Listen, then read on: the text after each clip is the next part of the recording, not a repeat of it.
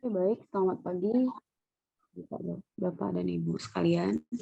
Saya akan memulai dengan membuka sebuah pantun. Mendapat daun si burung camar, di bawah sarang burung tempua. Salam santun pembuka webinar, selamat datang untuk semua. Selamat pagi dan salam sejahtera untuk kita semua. Yang kami hormati Ibu Rina Bukit SE, Messi PhD AKSIE, selaku Ketua Prodi S1 Akuntansi Fakultas Ekonomi dan Bisnis Universitas Sumatera Utara. Yang kami hormati Ibu Risanti SE, Messi AK, selaku Sekretaris Prodi S1 Akuntansi Fakultas Ekonomi dan Bisnis Universitas Sumatera Utara. Yang kami hormati Ibu Fauzia Kumalasari, SE, Messi, Dosen Akuntansi Fakultas Ekonomi dan Bisnis Universitas Sumatera Utara. Yang kami hormati Bapak Jeffrey A. Simanjunta, Engineering and Development Manager dari Pertamina, yang akan menjadi pembicara kita pada hari ini. Yang kami hormati seluruh Bapak, Ibu dosen, serta peserta webinar pada pagi hari ini. Puji dan syukur kehadirat Tuhan Yang Maha Esa, berkat rahmat-Nya, kita dapat berkumpul pada webinar Pro Aksi Talk Series ke-13 dengan tema Energizing. Perkenalkan, saya Vicky Rosalia selaku Master of Ceremony yang akan memadu webinar pada hari ini. Susunan acara kita pada hari ini dimulai dengan pembukaan yang telah dibawakan oleh saya sendiri, lalu kita akan menyanyikan lagu wajib kebangsaan Indonesia Raya, kata sambutan oleh Ibu Sekretaris Prodi, Ibu Risanti, pembacaan doa, lalu pemaparan materi oleh Bapak Jeffrey, sekaligus diskusi dan tanya jawab, dan yang terakhir adalah penutup. Memasuki agenda selanjutnya, kita akan menyanyikan lagu kebangsaan kita. Kepada hadirin sekalian, persilakan untuk berdiri.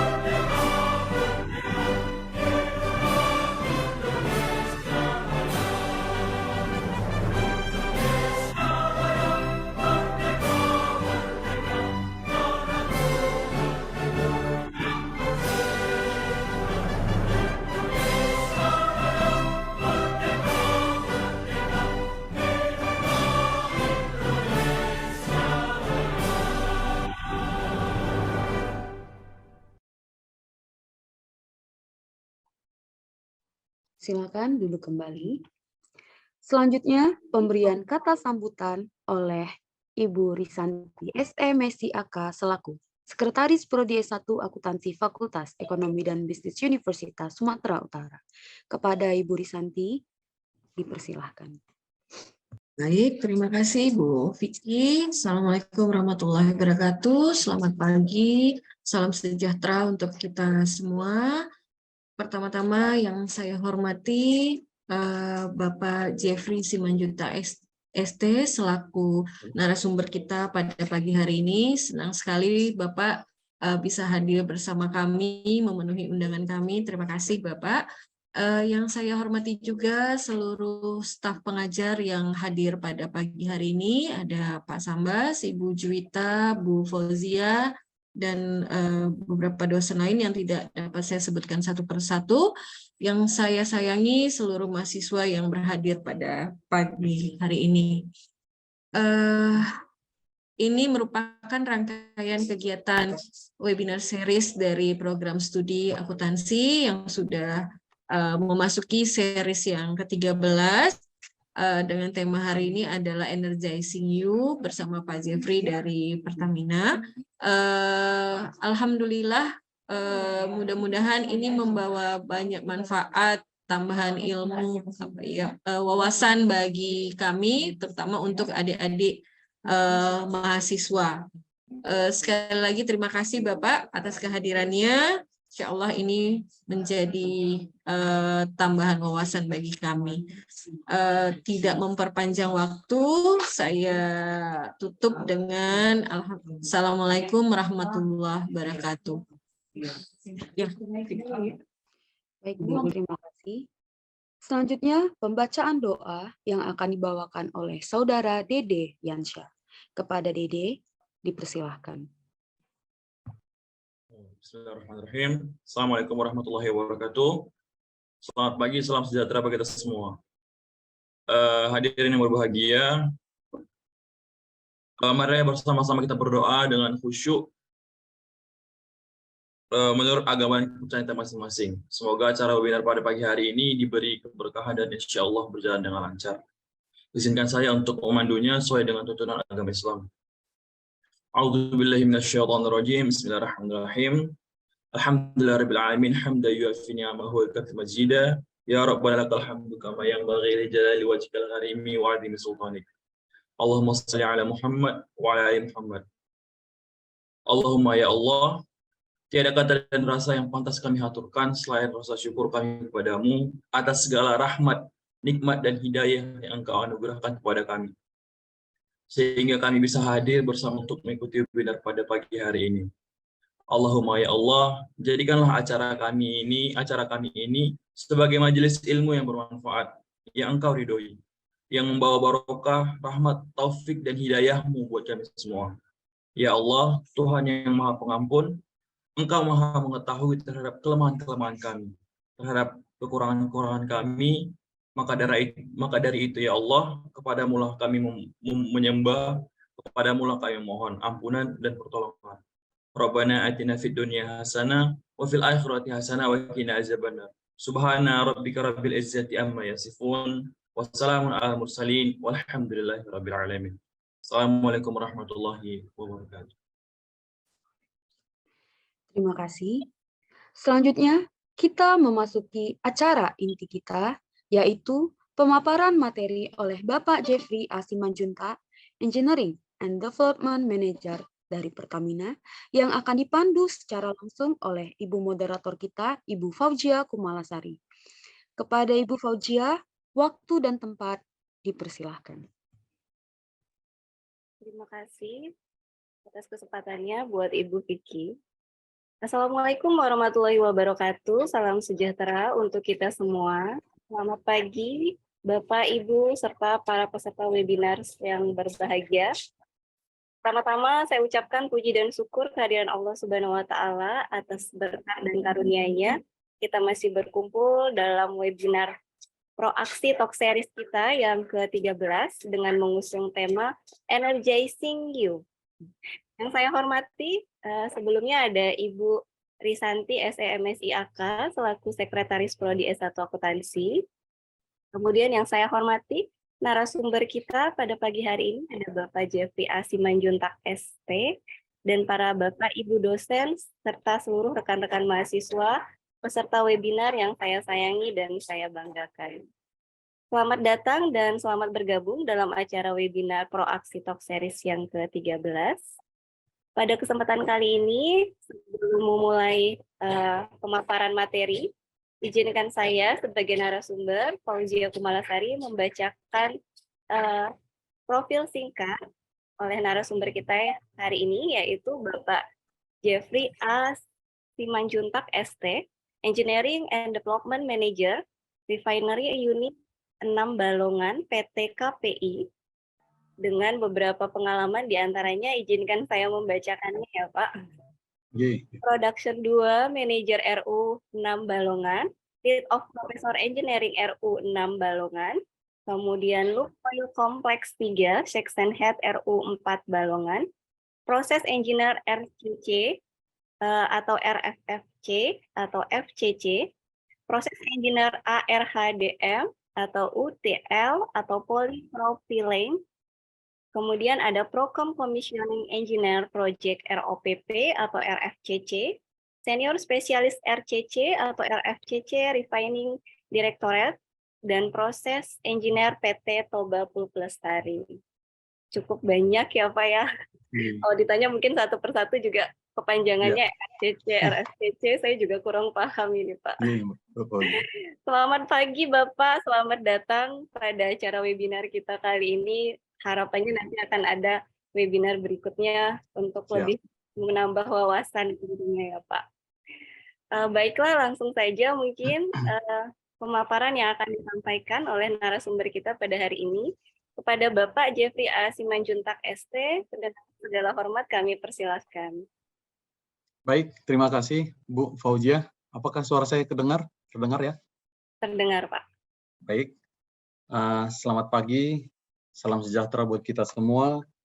Puji syukur kita panjatkan kehadirat Tuhan, kita diberikan nikmat ketemu walaupun melalui online, di mana pada kesempatan ini saya sangat berterima kasih kepada, saya sebut Bang Sambas lah ya, Pak Sambas, mengajak saya kembali ke kampus saya tentunya. Karena saya salah satu alumni dari USU ya, Universitas Sumatera Utara. Di 2001 saya kuliah di Teknik Kimia. Bapak Ibu dosen ya, yang jadi sangat ya saya langsung ya siap saya bilang ke Bang Sambas. Sebelumnya juga yang terhormat Bu Risanti ya, Sekretaris Jurusan Prodi Akuntansi, Bapak Ibu dosen, dan semua rekan-rekan mahasiswa yang saya banggakan. Mungkin saat ini saya membawa tema Energizing You. Energizing You ini salah satu jingle kita juga di Pertamina. Pertamina hadir untuk mengenergize, memberikan energi untuk negeri tentunya, karena Bapak Ibu rekan-rekan semua pasti tahu Pertamina hadir untuk memberikan energi melalui bahan bakar minyak, LPG yang kita gunakan, dan juga banyak juga jenis-jenis bahan bakar yang lain, yang mungkin nanti ada yang sudah familiar, ada juga yang belum. Jadi, kita akan mulai, saya izin share screen ya, Bu Fauzia. Saya share screen materi saya. Apakah sudah muncul, Bu? Sudah, Pak. Baik. Saya slideshow. Baik, kita lanjut. Langsung aja ya, Bapak Ibu. Sharingnya nanti mungkin kita lanjutkan di tanya jawab nanti. Saya sampaikan di sini bahwa Pertamina saat ini dengan profil bisnis dan perkembangannya, pasti kita sudah memasuki zaman sekarang mungkin kita sering sebut VUCA ya, volatile, uncertainty, complexity, dan ambiguity. Namun demikian, Pertamina sebagai backbone, perusahaan backbone-nya bangsa kita untuk tetap bisa mensuplai energi untuk menjaga ketahanan energi bangsa, sehingga Pertamina memberikan aspirasinya secara general to become a global energy champion. Dengan kata lain, Pertamina aspirasinya itu kita harus menjadi pemenang dengan memberikan kontribusi keuntungan kepada bangsa dan negara di samping menjaga ketahanan energi. Ya, di sini bisa kita lihat apa sih fungsi Pertamina itu hadir. Ya, kita harus menjadi security of supply bahan bakar untuk bangsa Indonesia. Kita harus juga leader dalam transisi energi dari fossil fuel nanti apakah menjadi energi baru terbarukan yang sudah sering kita dengarkan sehari-hari. Bagaimana juga kita mempertahankan kapasitas kilang kita yang sudah ada ya melalui proyek pengembangan, proyek pembaharuan, bisa melalui revamping ya. Kita juga harus mampu melihat adanya biofuel. Kalau kita di Sumatera ini kan pasti akrab dengan minyak sawit. Apakah minyak sawit itu hanya dijadikan minyak goreng? Apakah nanti menjadi turunannya menjadi produk-produk yang lain? Ataukah bisa kita gunakan sebagai bahan bakar untuk kendaraan kita? Ya, itulah nanti melalui Pertamina ini kita bisa membangun kilang yang bisa mengolah minyak sawit menjadi bahan bakar minyak tentunya. LPG substitution itu salah satu 10 strategic goal-nya, bisa kita ganti nanti di methyl ether dan lain-lain. Petrochemical development, nanti ada Petkim Jabar, di mana kita akan bekerja dengan multi company atau multi negara untuk membangun petrochemical yang untuk memenuhi produk dalam negeri atau bahkan kita ekspor nanti. Jadi ada juga power business, kita juga Pertamina sudah mengembangkan bisnisnya. Kalau listrik ini kan identik kita dengan PLN, tapi Pertamina juga bisa memproduce nanti listrik melalui Pertamina Power Indonesia. Gas infrastruktur, kita melalui perusahaan gas negara, sekarang ada Pertagas, kita juga menghasilkan gas yang tentunya kita gunakan juga untuk kehidupan kita sehari-hari. Jadi kalau di Medan itu ada Pertagas atau PGN yang bisa mendistribusikan gas langsung ke perumahan, logistik supply distribution, membangun instalasi-instalasi baik dari perkapalan sampai pembangunan pipanisasi supaya bisa menekan cost production untuk tentunya menjaga stabilitas harga dari BBM itu sendiri. Capex optimization artinya dengan modal yang optimal, kita bisa memberikan return yang sebanyak-banyaknya, dan juga enterprise marketing. Kalau secara bisnis, Bapak-Bapak, rekan-rekan semua, kalau bisnis kita itu Pertamina itu sudah terdiri dari beberapa anak usaha tentunya. Pertamina itu adalah induknya.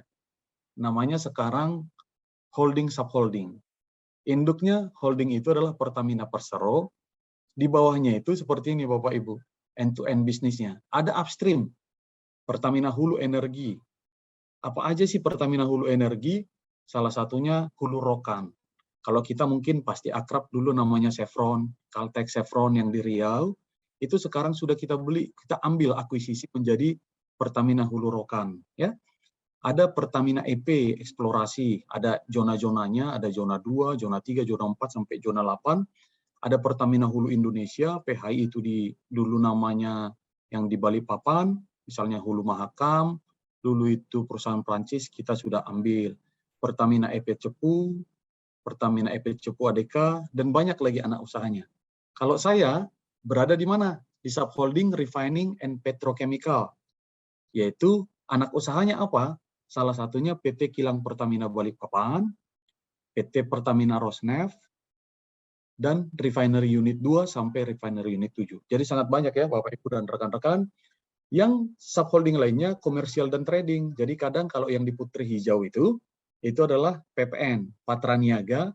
Mereka mendistribusikan, mereka tidak punya pabrik, mereka ngambil minyak, dikirim dari Dumai, dikirim dari Jawa, itu nanti didistribusikan mereka untuk kita gunakan sehari-hari. Ada juga Pertamina Lubrikan. Lubrikan ini fungsinya untuk menjual lube base oil yang bisa digunakan nanti menjadi bahan-bahan baku pelumas untuk pabrik, untuk kita gunakan di kendaraan kita dengan brand-brand tertentu nanti. Yang pasti itu dibeli semua dari Pertamina ya. Pertamina International Marketing Distribution, ada kita perwakilan di Singapura untuk menjembatani kita untuk melakukan trading, kita menjual ke luar negeri atau kita membeli dari luar negeri. Dan subholding berikutnya adalah Power dan New Renewable Energy, yaitu Pertamina Power Indonesia. Itu yang saya sebutkan tadi di depan. Di samping kita memproduksi minyak, kita harus memproduksi listrik juga. Karena ingat Bapak, Ibu, rekan-rekan, di samping keterbatasan fosil fuel, yang BBM yang kita pakai sekarang kan sekarang mulai muncul ancaman bisnis ke Pertaminanya, yaitu kendaraan listrik, mobil listrik, motor listrik, dan lain-lain. Bagaimana Pertamina nanti? Nggak laku dong minyaknya? Pasti nanti ada pertanyaan akan kita bahas. Di subholding gas, PGN itu dulu terpisah dari Pertamina. Tapi sekarang PGN itu sudah menjadi subholdingnya Pertamina, anak usahanya adalah PT Pertamina Gas. Salah satu bisnisnya lagi ada shipping, perkapalan nih. Perkapalan kan di bawahnya Transkontinental, jadi ada satu unit bisnis yang mengelola kapal.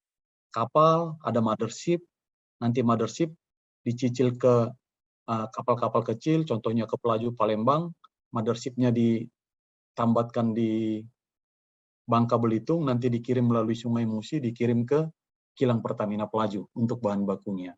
Ya, jadi servis kita juga punya PT asuransi, kita ada PDV, ada Patra Jasa yang bergerak di bidang hotel, ada Pelita Air Service pesawat, ada di Pertamedika juga untuk kesehatannya rumah sakitnya, dan juga kita juga punya PTC namanya, Training and Consulting.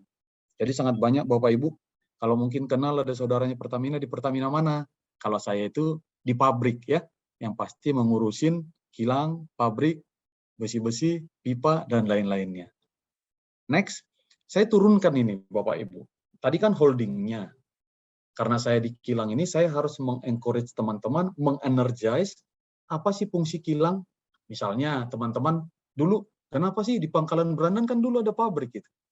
Tapi kenapa tutup? Nanti saya jelaskan jika ada yang bertanya. Itu namanya unit pengolahan 1 atau RU1. Dulu kapasitasnya 5.000 barrel per day, sangat kecil. Produknya yang dari pangkalan susu minyaknya sudah sangat terbatas, akhirnya tidak ekonomis, dan mohon izin ke pemerintah setempat, dan kilang itu ditutup. Jadi kilang kedua itu nanti ada di Dumai, yang saya akan mau jelaskan. Berikutnya, bagaimana sih lingkup usaha PT KPI?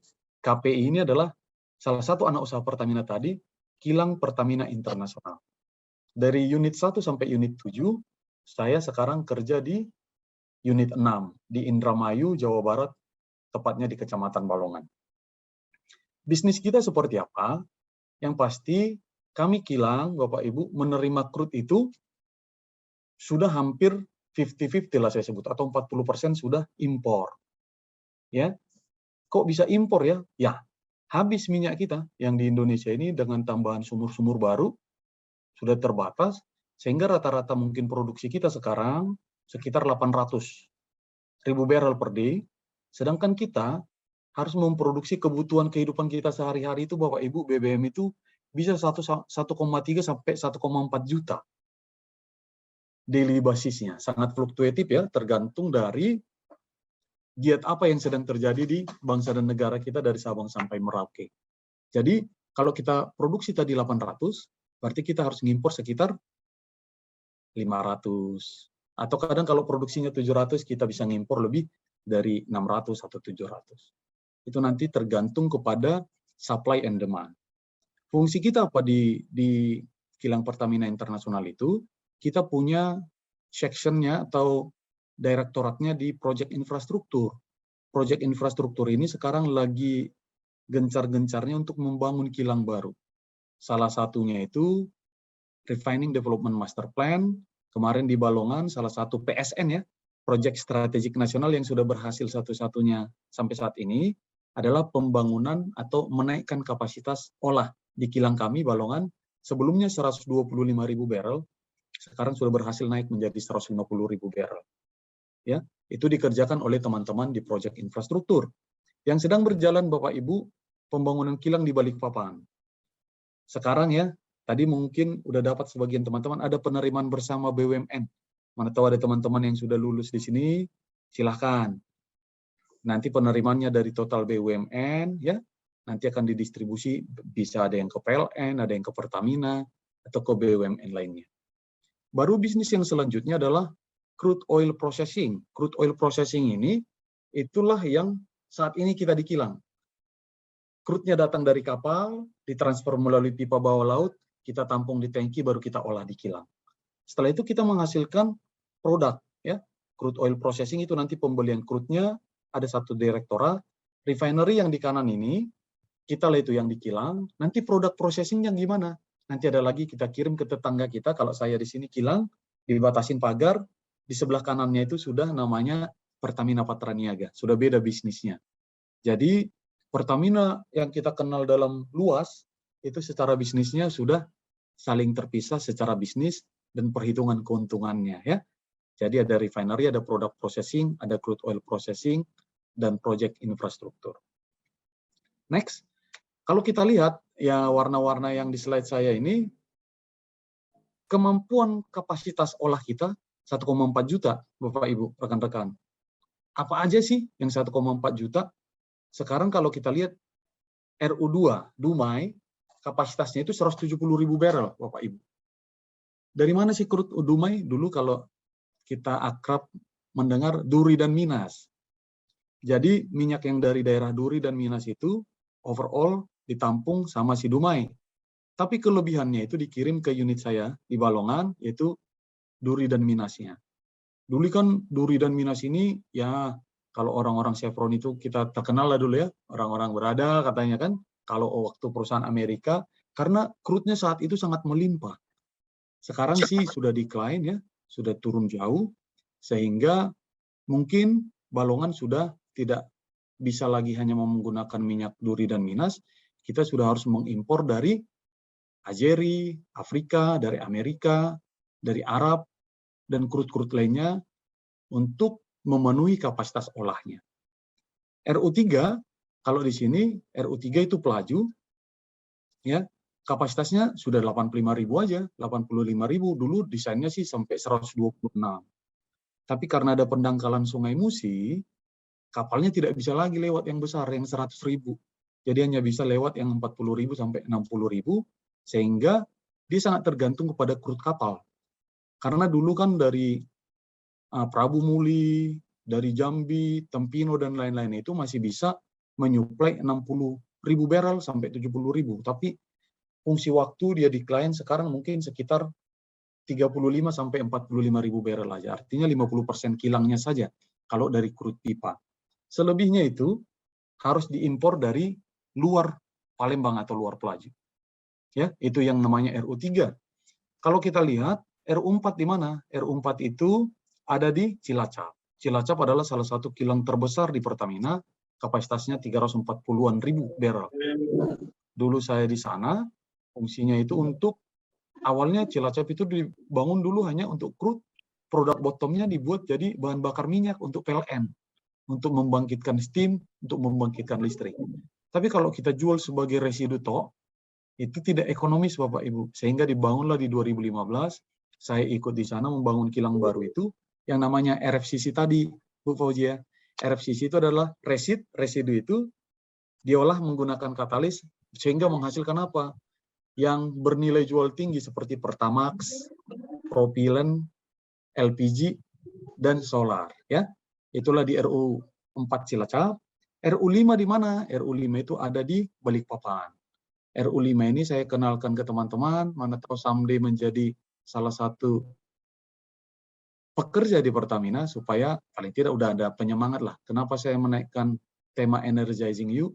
Ayo teman-teman di USU, mana tahu kita bisa lebih ramai lagi sebagai insan energi di Pertamina. Karena seingat saya Bapak Ibu yang rekan-rekan, saya nggak nyangka juga ke Pertamina dulu, karena saya langsung kerja di Toba Pulp Lestari. Kita dulu di USU itu cenderung apa? Pabrik sawit, pabrik pulp, karena kita tidak ada kesempatannya dulu ya, kalau untuk merantau itu, ya namanya kan mungkin yang mirip-mirip saya dari kampung kan adalah teman beberapa, sekarang mungkin rata-rata di kota ya.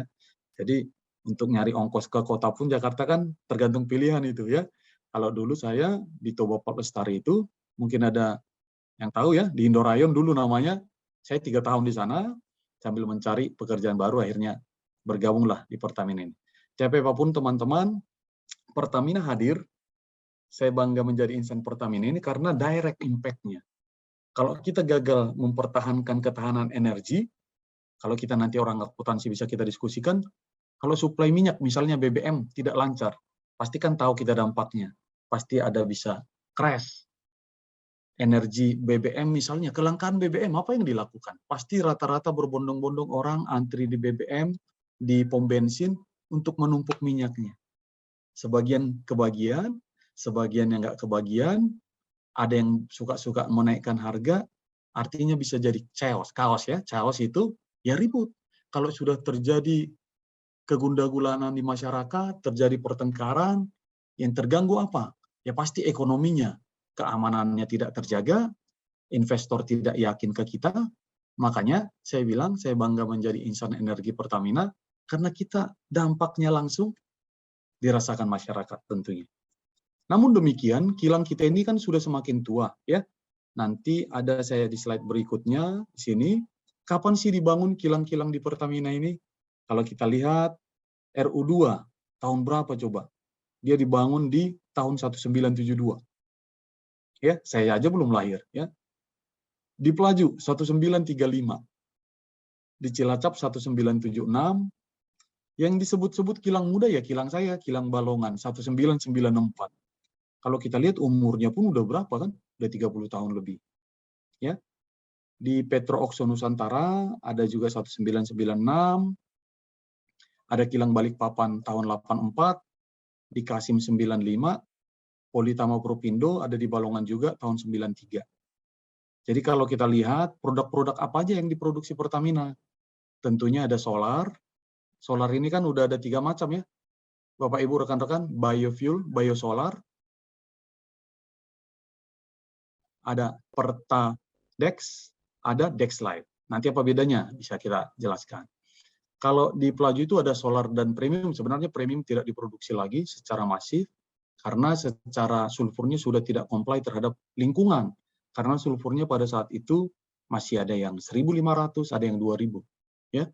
RU4 Cilacap memproduksi solar, Pertamax dan Aftur, RU5 solar, Pertalite, Pertadex dan Aftur, Balongan sendiri solar, dulu premium ada, sekarang tidak ada lagi, Pertalite, Pertamax, Pertamax Turbo. Kita juga memproduksi LPG, propilen, dan dekan oil. Kalau Kasim, solar dan premium, Petro Oxo, ada polimer dan lain-lain, Politama Propindo menghasilkan polipropilen. Kalau polipropilen ini, Bapak Ibu, fungsinya nanti saya di Pelaju itu dulu memproduksi biji plastik. Biji plastik itu yang kita gunakan untuk kemasan makanan atau kemasan minuman seperti yang familiar Tupperware lah ya. Tupperware itu adalah dari polipropilen. Sedikit saya jelaskan sebelum ke slide berikutnya, RU6 Balongan itu bisnisnya itu dulu 125.000 barrel, sekarang menjadi 150.000. Crude apa sih yang diolah dulunya? Yang di slide kiri, duri dan minas. 80% duri, 20% minas. CAM namanya, Crude Assessment Matrix, mungkin ini terlalu teknis, kita lewatkan. Kami di Balongan itu, pekerjanya itu total sekitar 1.500. Kurang lebih. PWTT-nya, karyawan tetapnya 966, kita juga meng-hire PWT atau support system kita sekitar 578, yang melibatkan putra daerah, daerah-daerah sekitar penyangga ya. Luasan kilang kita sekitar 250 hektar. Nelson Complexity Index, artinya apa? Semakin kompleks dia, 11,9 sampai saat ini, kilang yang paling kompleks dan berkeuntungan paling tinggi adalah Balongan. Semakin tinggi complexity index-nya, artinya semakin benefit. Produk dari crude itu diolah dari secondary unitnya menjadi valuable product ya. Jadi jenis-jenis crude sekarang sudah banyak kita impor, seperti yang di slide, dulu hanya duri minas, ada Dahlia, Escalante, Cabinda, Etame, Rabi Blend, Ostra Aseng, Rabi Light, dan lain-lain. Itu semua dari luar negeri. Ya. Jadi sekarang kalau kita mau lihat, jenis crude-nya udah macam-macam, dulu hanya 2, sekarang sudah sangat banyak. Ya. Jadi domestik kita masih sekitar 15,1 juta, tapi kita udah ngimpor sekitar 5,2 juta. Kalau kita spread perkembangan Balongan, produknya apa? Yang terbesar itu adalah bahan bakar khusus, yaitu seperti Pertamax, Pertamax Turbo, kita propilennya 6%, LPG-nya 6%, BBM-nya seperti solar, 26%, aviasi ini, Aftur, bahan bakar pesawat, kita hanya sekitar 1-1,5% sekarang, others-nya itu dekan oil, itu sekitar 19%. Kalau kita lihat di slide kanan, kita dari 94 dibangun, belum terlalu optimal, sehingga dilakukan revamping. Revamping apa? Modernisasi kilangnya. Ada fase 1, fase 2, dan pada 2005 dibangun kilang langit biru Balongan. Blue Sky Project artinya apa? Bahan bakar yang ramah lingkungan, yang tidak membuang benzen. Benzen itu diambil, diolah pakai unit operasi, unit proses, sehingga tidak terjadi buangan gas dari kendaraan kita yang mengandung benzen, yang bisa mempengaruhi atau meracuni hemoglobin darah, seperti benzen menyebabkan nanti kanker ya, carcinogenic material. Kita diolah menjadi kilang langit biru Balongan. Di tahun 2020 juga di Cilacap sudah dibangun kilang langit biru Cilacap. Ya, kita saat ini tetap berbenah untuk membangun nanti next project-nya di Balongan, membangun kilang petrokimia. Ya, demikian Bapak Ibu. Kalau kita lihat konfigurasinya sekedar kita crude itu yang dari duri minas tadi diolah di CDU namanya, crude distillate unit. kita juga mengambil hasil eksplorasi dari sini gas, kita olah di H2 plant untuk menghasilkan hidrogen. Hidrogen itu nanti diolah menjadi hidrogenasi untuk memurnikan bahan bakar itu sendiri. Bagaimana balongan beroperasi? Kita menerima dari laut, Bapak Ibu yang di slide atas, kita ada terminal di laut, namanya SPM ya, Single Point Mooring, kapal-kapal besar ya, dari luar negeri tambat di sana, nanti dikirim melalui SPL namanya, submarine pipeline, itu nanti kita tampung di tangki, baru diolah di unit. Setelah itu, kita kirim ke tetangga, melalui tetangga ini nanti akan dikirim ke depot Pelumpang Jakarta. Mungkin waktu itu Bapak Ibu dengar ada kejadian di Jakarta, kita kirim pakai pipa. Dari Balongan menuju Jakarta, sekitar 200 km, itu nanti dari Pelumpang akan didistribusi ke Jakarta, ada dari depot kita Cikampek juga dikirim ke Bandung, ada dari depot Cikampek juga dikirim ke Banten, dan sebagian produk kita kirim ke Jawa Tengah. Di luar itu, Pertamina juga tidak berdiam diri tentunya. Di samping menjalankan bisnisnya, Pertamina juga, kami khususnya di RU6 Balongan, kita sudah recognition 6 kali mendapatkan proper emas. Proper emas adalah salah satu rekognisi tertinggi dari KLH yang menyatakan kilang itu comply dengan Undang-Undang 32, antara lingkungan, social responsibility, CSR-nya sudah sangat bagus, sehingga kita sudah 6 kali mendapatkan rating gold atau emas. Dan saat ini lagi hangat diperbincangkan Bapak Ibu dan rekan-rekan mengenai perusahaan itu bagaimana dia ketertarikannya terhadap ESG. Mungkin teman-teman sudah dengar ini, environmental, perusahaannya tentunya dengan kami mendapatkan 6 kali proper emas, pasti sangat peduli tentang aspek dan isu lingkungan. Namun bagaimana sosialnya? Ya harus dilihat sosialnya mengenai health and safety, diversity inclusion, employee recruiting development, dan lain-lain. Akan sangat diperhatikan juga. Dan governance-nya, tata kelolanya, apakah kita comply terhadap regulasi, corporate ethics ya. Misalnya ethics yang baru dibangun kemarin, zero harassment, ya zero harassment dan lain-lain. Company financial reporting, jadi disingkatlah itu menjadi ESG. Nanti ada ratingnya saya jelaskan Pertamina posisinya di mana. Key external drivers-nya untuk ESG implementation ini, karena kita melihat ketika kita tidak di rating di ESG, secara bisnis kita akan struggling, mungkin kita akan susah mencari pemodal, dan lain-lainnya. Kalau kita lihat, why is ESG critical? Ya tentunya kritikal. Ketika kita tidak berbuat apa-apa, suka-suka kita, bahan bakar kita tidak kembangkan, biar aja sulfurnya tinggi, ngapain saya investasi lagi nambah duit, investasi duit untuk menurunkan reduction sulfur.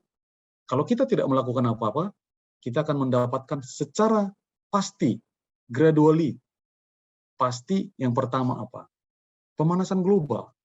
Rising temperature di 2050 mungkin naik sampai 6,4 derajat Celcius. Sekarang kan udah mulai kita rasakan Bapak Ibu. Kadang temperatur kalau di kampung saya itu masih sempat 16 ya, 17. Sekarang kalau saya pulang sudah nggak perlu selimutan, udah hanya 21, 22. Ya. Shrinking sea, ice Arctic, pelelehan zona Arktik, Atlantik sehingga meleleh esnya, ya, kenaikan level laut sehingga menyebabkan kebanjiran, ocean flood, new disease, penyakit-penyakit baru karena peleburan es yang mungkin jasad renik dan lain-lain yang sudah mati tapi hidup lagi karena pencairan ini, semua akan terjadi. That's why kita harus berbenah sebagai perusahaan yang juga dia manahin bukan hanya mensuplai energi, kita harus mulai reduction emission. Kita sudah Pertamina juga sudah included di SDG 2000, ini adalah salah satu gabungan industri-industri yang sudah peduli mengenai hal apa yang harus kita lakukan. Jadi kita harus memberikan legacy di samping kita berbisnis, ayo kita dandani perusahaan kita supaya tetap comply, di samping menguntungkan juga peduli lingkungan hidup. Ini komitmen CEO kami, Bapak Ibu, ya sudah disusun semua. Rating kita di sini Pertamina ESG rating. Kalau 41 dulu old rating kita, sekarang 28,1. Ini nanti berlaku dari September 2021. Kita secara comply-nya kita masih ada di rankingnya di 15 ya, dari 252, sub-industrinya di urutan ke-8. Mungkin itu Bu Fauzia sedikit gambaran bagaimana kita ketemu di sini untuk mencoba mengencourage, menyampaikan bisnis Pertamina secara overall dan khususnya di refinery. Demikian materi saya, Bu Fauzia. Saya kembalikan ke Bu Fauzia. Selamat pagi. Ya, terima kasih Pak atas pemaparannya ya. Singkat, padat, jelas mungkin seperti itu ya Pak ya untuk Ya. tahap awal kita. Tapi sebenarnya kalau lebih ke dalam, lebih detailnya luar biasa itu detailnya. Iya, Bu. Iya. Mungkin untuk berikutnya kita buka sesi tanya jawab dulu ya Pak, diskusi dan tanya jawab mungkin dari beberapa peserta. Silakan kepada para peserta boleh untuk raise hand atau bertanya secara langsung.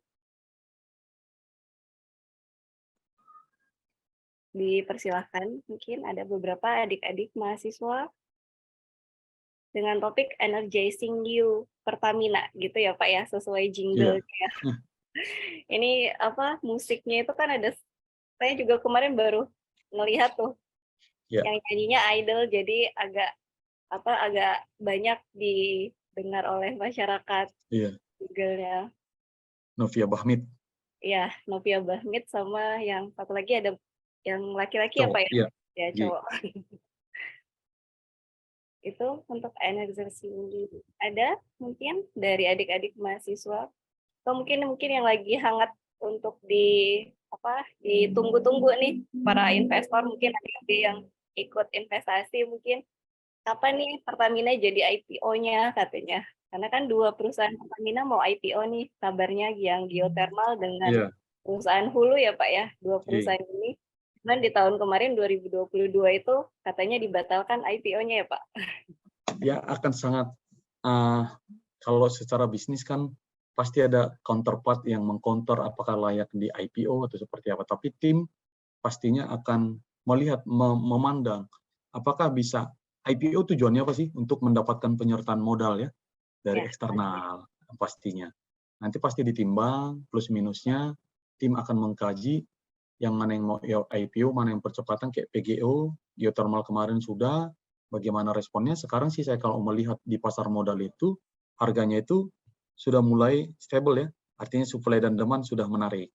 Kalau saya melihat persahaman itu sempat dia turun ke 600, sekarang udah mulai naik. Nanti tapi harga kesetimbangan sudah muncul Bu Fauzia.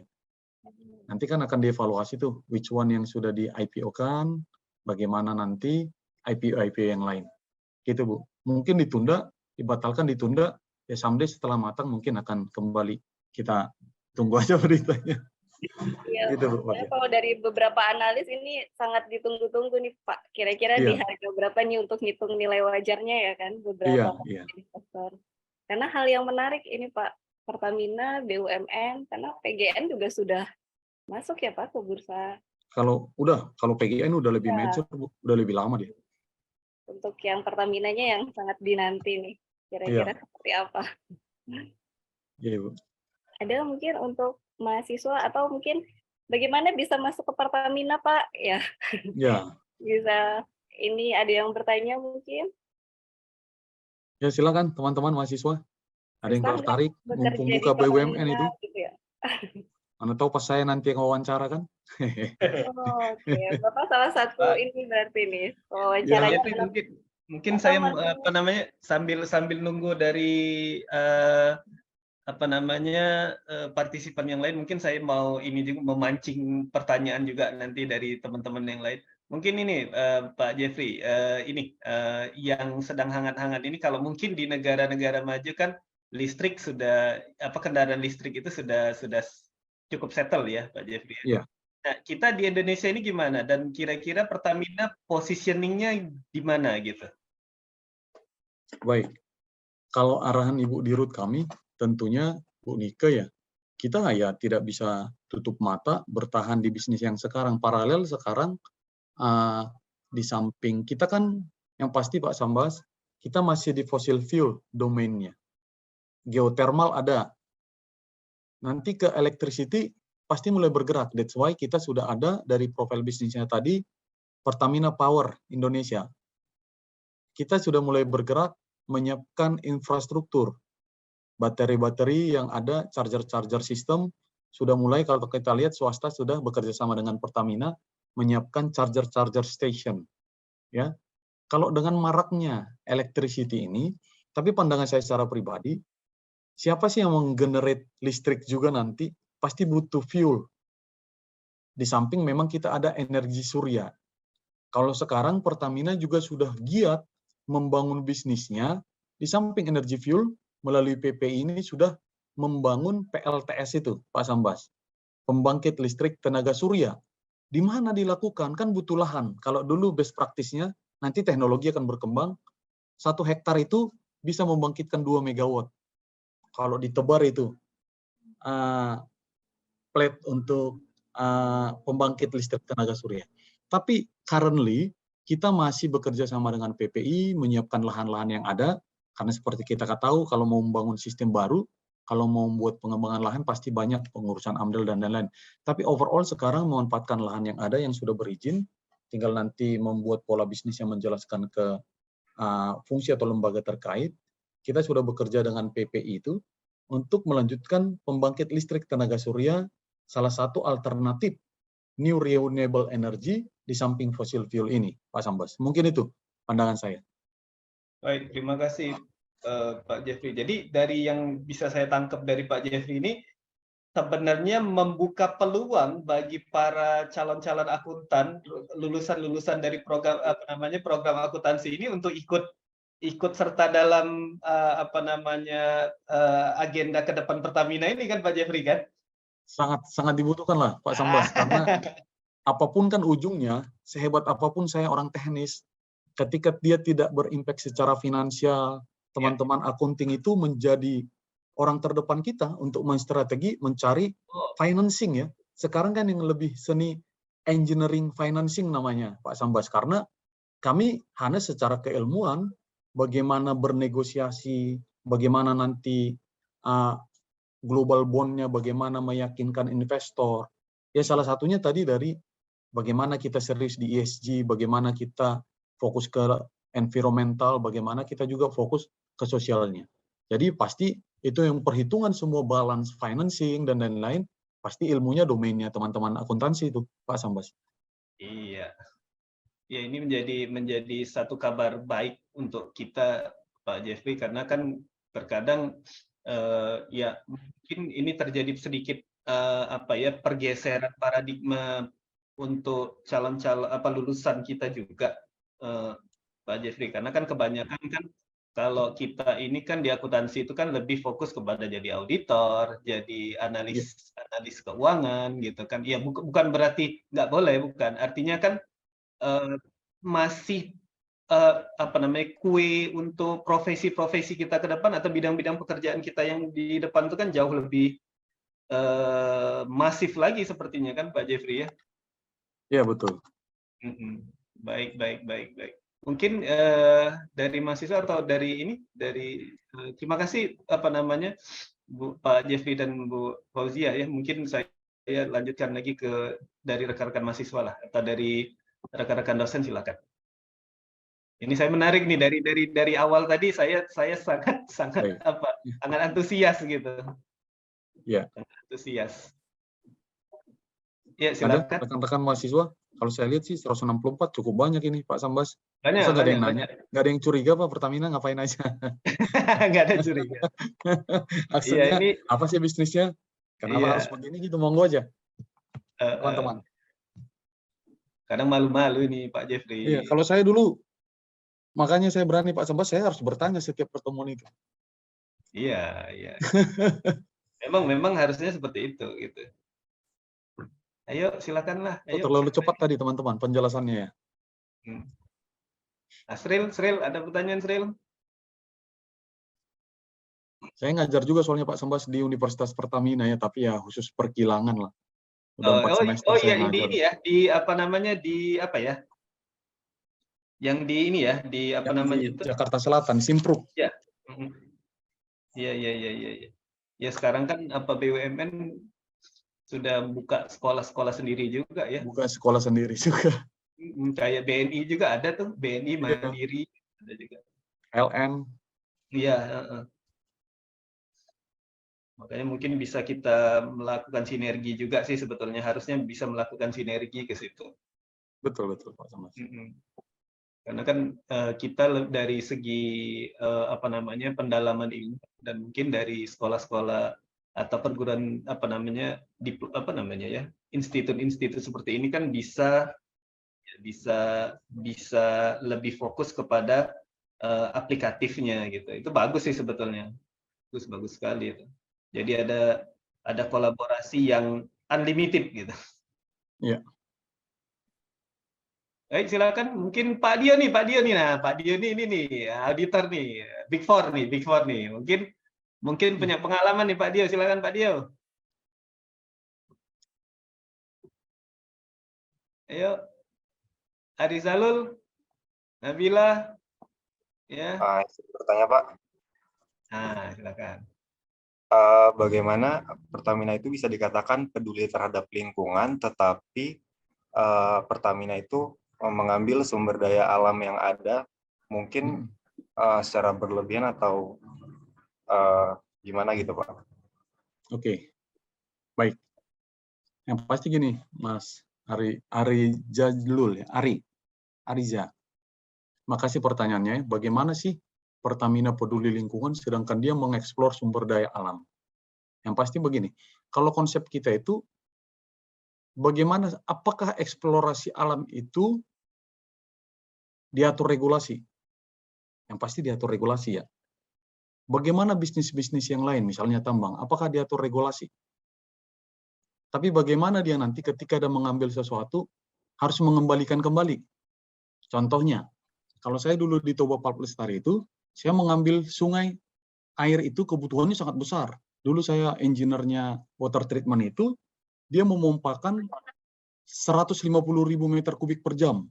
Kalau disedot itu semua dari sungai, tidak dikembalikan, apa yang terjadi di hulu Asahan? Pasti kurang air. PLTA-nya pasti akan terganggu. Tapi saya kembalikan, Mas. Diolah, sudah diolah di pabrik, nanti dibersihkan lagi, dikembalikan. Bagaimana? Kalau minyak kan udah dieksplor, bagaimana mengembalikan itu? Kalau minyaknya mungkin tidak dikembalikan, tapi sumur, tempat, yang lain-lain itu kan harus diatur resmi, diatur dengan baik sesuai regulasi, supaya tidak mengganggu keberlangsungan kehidupan di situ.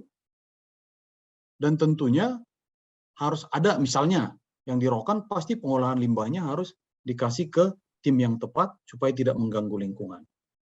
Pertamina sampai saat ini, sejauh ini, comply dalam mengarang bisnisnya, bagaimana dia mengambil sumber daya alamnya berdasarkan regulasi, dan pengelolaan limbahnya harus comply terhadap regulasi. Di unit bisnis masing-masing, mungkin dia harus comply, semua unit bisnis Pertamina pasti comply mengikuti yang namanya proper. Proper itu adalah suatu pemberian recognition dari pemerintah, apakah dia rating biru, merah, hijau, emas, dan lain-lain. Mungkin itu penjelasan saya, Mas Ariza. Oke, baik Pak. Terima kasih Pak. Makasih ya.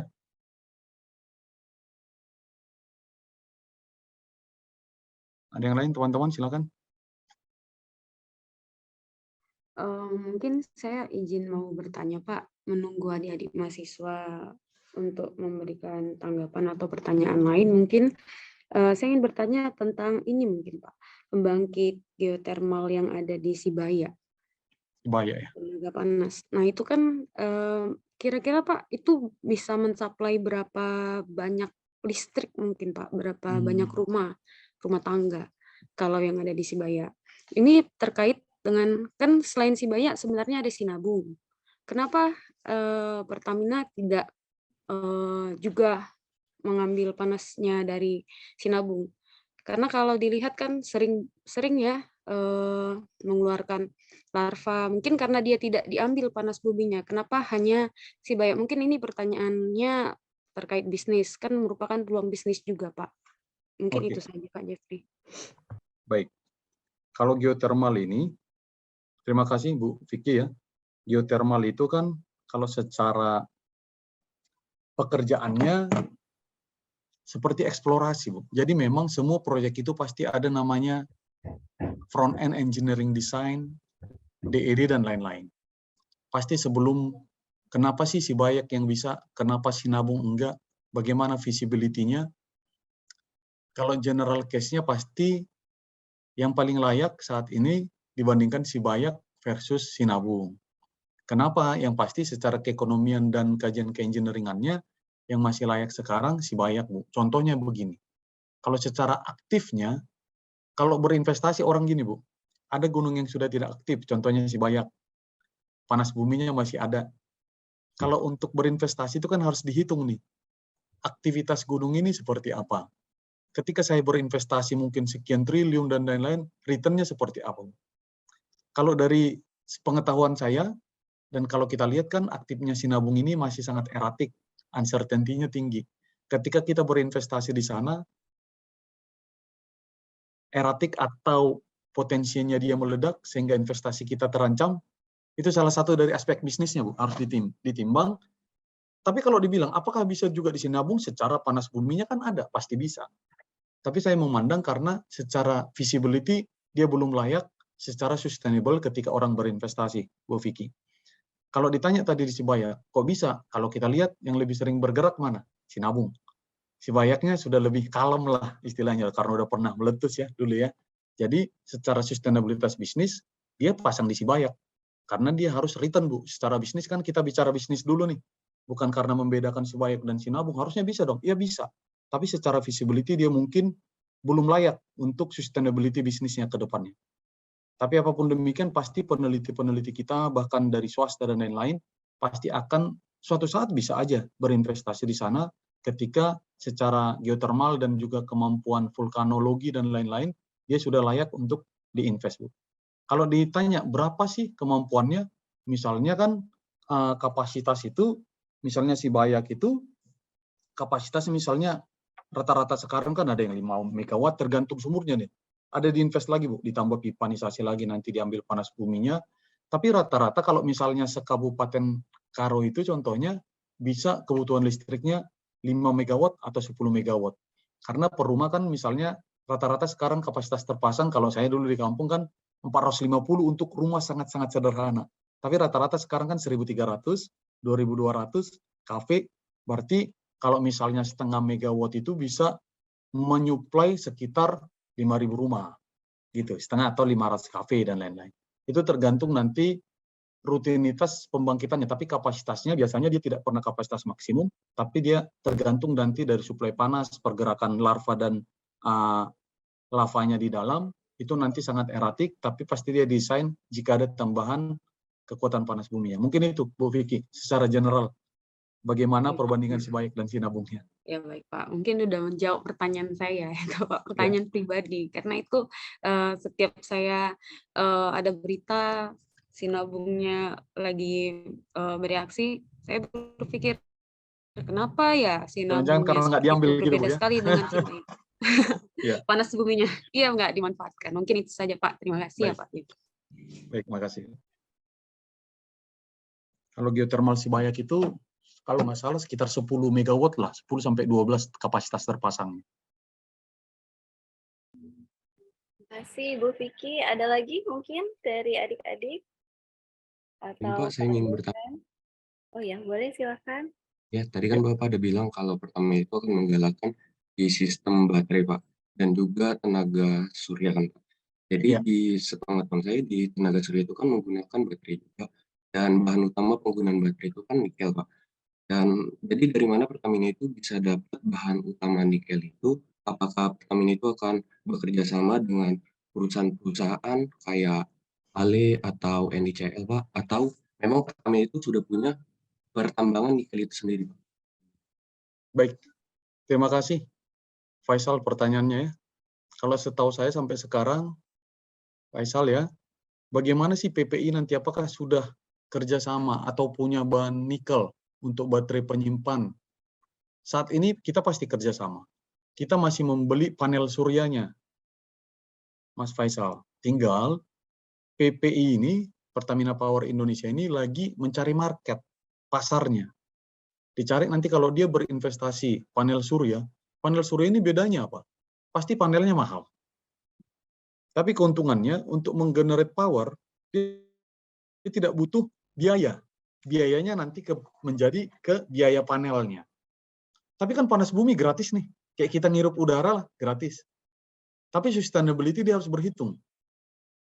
Secara perubahan climate change sekarang, di suatu daerah itu, dalam setahun itu jumlah panasnya berapa sih? Sehingga dia bisa menjanjikan sekian. Dihitunglah, oh kalau saya buat 4 hektar lahan untuk pembangkit listrik tenaga surya, panelnya mungkin investasinya 2-3 triliun, berarti saya harus produksi dalam setahun sekian megawatt. Dikonversi. Pertanyaan saya Mas Faisal, ketika PLTS ini harganya lebih mahal dari listrik yang dijual PLN, laku nggak PLTS? Enggak, Pak. Pasti tidak laku. Berarti dia harus berhitung keekonomian. Pada lahan berapa sih dia ekonomis? Pada luas berapa lahankah dia ekonomis supaya saya bisa return? Bahwa saat saya investasi, return of investment saya berapa lama? Sehingga nanti, oh PPI nggak punya duit, saya harus cari investor.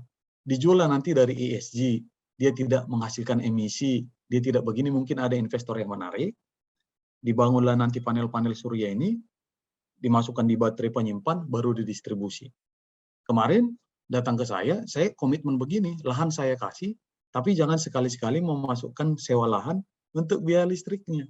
Yang pasti sekarang, secara alternatif kita bangga ada panel surya. Tapi secara keekonomian masih struggling, Mas Faisal.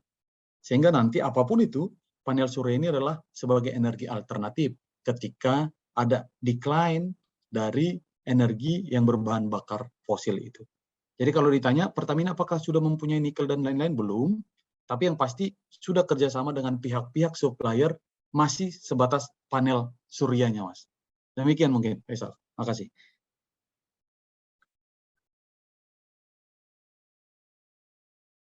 Terima kasih buat Faisal. Tapi kedepannya sudah ada berarti ya, ke arah sana ya Pak ya? Sudah Ibu. Ke arah pembangkit listrik tenaga suryanya dulu. Tapi untuk kita menjadi penambang nikelnya, sepertinya belum ke arah sana, karena yang terbesar kan sekarang Inco Vale yang di Sulawesi sana ya masih itu Bu. Kita paling bekerja sama nanti dari sisi teknologi panel suryanya, nanti akan teknologi berkembang lagi, mungkin dulu hanya 1 hektar tadi per 2 megawatt, mungkin nanti bisa 1 hektar menjadi 4 megawatt. Itu nanti akan sangat berkembang sesuai dengan kemajuan teknologi, Bu Fauzia. Semoga harapannya lah pemenuhan energi nasionalnya jadi semuanya terpenuhi ya Pak, oleh Pertamina ya Pak. Betul. Ada lagi mungkin dari adik-adik mahasiswa? Izin bertanya Bu. Ya, silakan. Dewanti. Apa penyebab bahan bakar minyak naik dan bagaimana Pertamina memberikan solusi bagi masyarakat menengah ke bawah dalam menghadapi kenaikan BBM? Terima kasih Pak. Baik. Makasih ya, Dewanti ya. Apa sih upaya Pertamina kok bisa naik gitu ya? Saya tadi jelasin, sekarang itu kan dalam struktur anggaran APBN pasti masih ada subsidi bahan bakar. Subsidi BBM, sekian duit lah. Saya nggak tahu pastinya, mungkin 150 triliun dalam setahun, contohnya. Misalnya nih, untuk menentukan anggaran, teman-teman sebagai orang accounting, ditentukan nggak basisnya? Dengan harga crude sekian, ya, subsidi 150 triliun saat harga crude-nya contohnya 75 US dollar per barrel. Kan gitu ya? Tiba-tiba di tahun berjalan crude ada terjadi geopolitik, naik harga crude sampai 90. Deltanya berapa? Anggaplah 15 dolar. Ya, 15 dolar. Dengan naiknya itu dampaknya apa? Pertamina naik misalnya, loh, harga jual saya nggak naik nanti, misalnya. Tetaplah contohnya, dikip, karena menaikkan harga kan harus izin ke pemerintah. Dewanti ya, harus izin, misalnya yang PSO.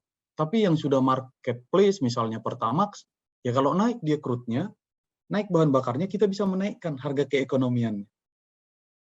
Bagaimana cara Pertamina? Ya kita ikut pemerintah, Dewanti. Tapi bagaimana kalau kita lihat sekarang, kalau minyak naik kan dulu kan rame tuh, pasti naik langsung bahan baku dan lain-lain, sembako naik dan lain-lain. Bagaimana cara Pertamina menyikapi itu? Ya memang kalau negara semakin maju, ciri-ciri negara semakin maju apa? Dewanti, pernah nggak teman-teman? Pasti pajaknya naik. Lihat ya, ada nggak negara maju yang pajaknya rendah? Ya, nggak ada loh. Ya, harganya semakin real. Kalau subsidi semakin banyak, apa sih yang dampaknya ke negara? Ini murni bicara keilmuan ya, bukan, jangan disangkut pautkan ke politik ya. Kalau harga itu naik turun, kita semakin terlatih nih. Penduduk, masyarakat itu semakin bersiap-siap, bergiat, ya semakin melek informasi, semakin melek financial planning dan lain-lain, supaya bisa menghadapinya. Tapi yang saya sampaikan di sini, Dewanti ya, Pertamina comply kepada aturan, regulasi, nggak semena-mena juga kita menaikkan harga, karena kan harus disampaikan dulu, ketika harga naik, dampaknya apa? Mikro dan makro kena loh. Mikroekonomi pasti harga-harga bahan baku di pasaran naik. Sehingga sangat hati-hati, sensitivitas harus dilihat dulu market, harus izin dulu ke DPR dan lain-lain, terutama yang menyangkut PSO dan anggaran APBN dan lain-lainnya. Kalau Pertamina sih, ya ketika naik harga crude, karena bicara bisnis ya, pasti akan naik harganya.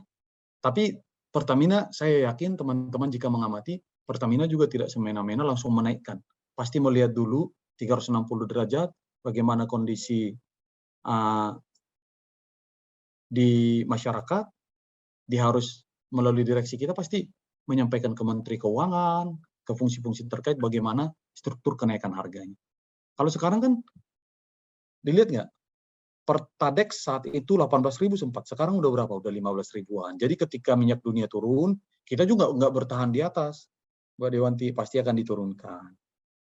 Tapi nggak juga spontan pas turun langsung turun. Pasti ada tarik-menarik, yang apapun itu nanti melalui Kementerian Keuangan akan berhitung balansnya, neracanya di ujung, berapa keuntungan kita kembalikan ke pemerintah juga, misalnya piutang pemerintah berapa, nanti akan dikembalikan ke Pertamina. Apakah menjawab, Dewanti? Baik Pak, terima kasih Pak atas jawabannya. Terima kasih ya. Jadi harga itu akan sangat fluktuatif ke depannya, makanya subsidi itu kemarin semakin minim ya. Jadi kita memang secara semakin modern, semakin diajak untuk, yaitu, kayak kita kan sebagian, nggak tahu lah kalau teman-teman mungkin di TikTok, di mana kan, kita harus pintar juga menyaring informasi, karena nggak berimbang ya. Kalau kita lihat harga, katanya di Brunei cuma 6.000. Ya, dilihat nanti sebaran masyarakatnya, produksi minyaknya. Melihat sesuatu itu kan harus utuh ya, dari end to end, dari sisi bisnisnya. Kalau compare apel dengan pisang kan nggak nyambung tuh, harusnya yang berimbang, berapa pendapatan per kapita dan lain-lain. Itu mungkin sebagai tambahan pandangan, Dewanti. Makasih. Oke, makasih buat Dewanti. Intinya ada kebijakan pemerintah dalam penentuan harga BBM ya Pak ya. Pasti dikontrol, Bu. Ya. Kalau nggak dikontrol kan bisa gawat ya. Jadi ketika harga naik, demonya jangan ke Pertamina aja, mungkin ke pemerintah juga gitu ya. Itu semi politis, Bu. Ya, benar. Maksud saya, harga itu ketika naik juga nggak semata-mata langsung naik, Bu. Pasti Ya, pasti. Ya, dibahas Ada dulu, ya. ada tahapan gitu.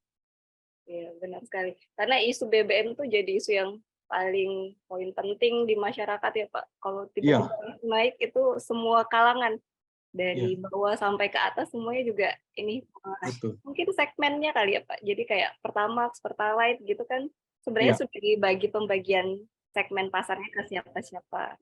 Bahkan sekarang kalau beli minyak juga kita nomor polisi kita dicatat ya Pak ya. Itu hanya demi kontrol sih, Bu. Aku sih sempat melihat itu sampai kapan, tapi karena supaya yang subsidi tepat sasaran sih, Bu. Memang pasti kita agak risih. Ya kita pengen pasti beli yang murah kan, Bu ya, Bu Fauzia ya. Secara jujur ya. Tapi kan di klaster sebenarnya supaya subsidi selama ini kalau kita buka data statistik banyak nggak tepat guna katanya melalui pengamat-pengamat. Lagi-lagi lah, tapi nanti ya yang wajar lah kita lihat bahwa subsidi itu nggak tepat guna, harusnya ke si A, tapi si B pun ngambil gitu loh. Makanya di tracking, Bu. Ya mungkin mohon maaf atas ketidaknyamanan ini, tapi untuk pemerataan supaya betul-betul yang layak yang mengambil jatahnya gitu. Itu mungkin Bu Fauzia. Tapi sejauh ini internal control yang dilakukan itu bisa ya Pak ya? Ada efeknya nggak Pak seperti itu? Kalau efeknya saya lihat sih sudah sustain, Bu ya. Kalau kita kan paling kelihatan kan dari media. Kalau sekarang sih saya tracking di media tidak ada yang gejolak yang signifikan ya Bu ya. Awal-awal pasti. Suatu sistem baru kan butuh alignment dulu, butuh penyesuaian. Kalau sekarang mudah-mudahan sudah aman, tapi pasti ada 1-2 titik yang mungkin pengelolaannya, mungkin ada kendala distribusi, sehingga ada bergejolak, tapi overall kalau kita lihat di media itu, ya istilahnya viralnya itu kan nggak ada, Bu, ya. Awal-awal iya, biasa. Pasti ada yang relaktan, ada yang tidak suka, tapi semua lah itu, Bu, di mana-mana. Misalnya event kita di kampus ada sistem yang berubah, ya, dari BHMN dulu menjadi apa segala macam kan. Sekarang menurut saya, ya akhirnya berjalan kesetimbangan baru. Saya sebut kesetimbangan baru, cuman butuh waktu gitu, Bu. Itu, Bu, ya, pandangan saya. Iya, benar sekali ya Pak. Ada lagi dari mahasiswa mungkin? Bu, saya izin bertanya. Oh ya, silakan. Deborah. Baik, Bu. Dari tadi saya ada dengar tentang penggunaan energi panas bumi mungkin ya. Tapi kan untuk energi panas itu kan nggak selamanya dari panas bumi.